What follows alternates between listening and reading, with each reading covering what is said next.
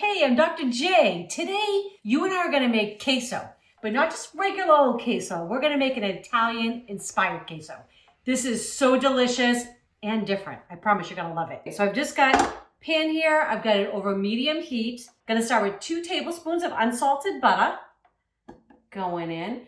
And you know what? You can, use that other stuff. You know what I'm talking about. And just kind of put it all in a slow cooker and get it going. But this is homemade with all really good ingredients. I promise you, your friends are gonna notice. If everybody's gonna be watching that Super Bowl, or really, you can have this at any time, any night, any party. But that's what we're gonna be making it for. So I just wanted to show you how to do it. So I've got 2 tablespoons of melting down. All we're gonna do is we're just gonna create a roux. That's just gonna thicken our sauce, right? So once the butter gets melted, we're gonna add our flour in there and then we're just gonna cook it off. This is so simple. Basically, we're just making what's called a bechamel. It's just a mother sauce. We could make mac and cheese with this. I could go on. But today, we're just gonna do a queso. Okay, so this is almost melted. It smells good already, right? A little bit of butter, always good. Okay, so just over that, I'm gonna pour in my flour. It's funny, I got one of our friends here that watches us from Pennsylvania. She wrote in, she says, I say flour, right? And she said, they say flour, I think. So I'm probably not doing you justice, but shout out there to all my Pennsylvania peeps. Okay, so all you wanna do when you're making a roux, for this one, we're not gonna darken it like we're making a gumbo or anything like that. We just want to cook off that raw flour taste. So I do want to make sure I'm going around the pan, just kind of making sure it's all incorporated. And it takes about 2 minutes. That's it. Very simple. This is so satisfying. I don't know what it is. I think it's because, anything with cheese for me is like, I'm always, yes, please.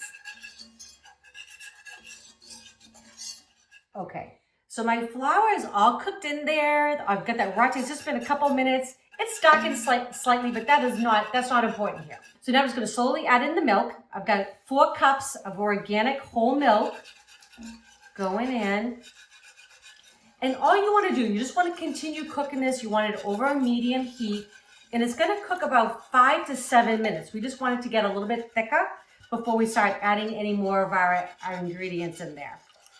So are you guys excited about the Super Bowl coming up?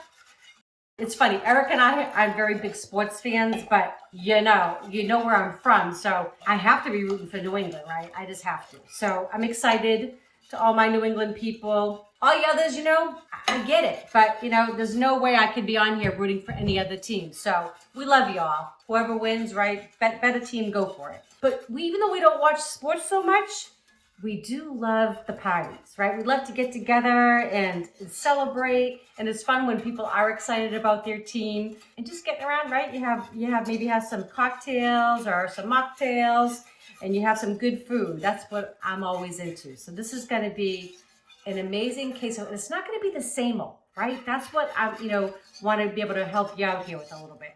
And you'll see how simple it is. Don't be afraid of making a bechamel sauce or mother sauce, as we call it. Okay, so this has been going on about 5-6 minutes. I have it come up to a bubble. I just shut this off because this burner just doesn't cool off very quickly. So I know it's going to hold the heat. You can actually just pull it off your burner altogether, but you'll see it's kind of bubbling away. When you're making a roux, you want to make sure that whatever liquid that you're using, in this case, obviously we've got whole milk, but you want to make sure it comes up to a bubble, because that's when it's actually going to get its real thickening power, right? So you want to make sure it bubbles a few minutes. We've had this going about 5 minutes. Now I'm going to add in all my flavors. Okay, so I've got a little pinch of kosher salt. I've got my own, this is Dr. J's Italian seasoning blend. You could use whatever Italian seasoning blend that you like. Got a little bit of powdered garlic. Just going to give that all a stir. Okay. Oh my goodness. Okay. Now we're going to add the cheeses. Fantastic. I have 1/4 cup. This is a pecorino and actually parmesan blend that I got at Trader Joe's. We love that store too. If you have one near you, they're fantastic. So just going to give that a stir.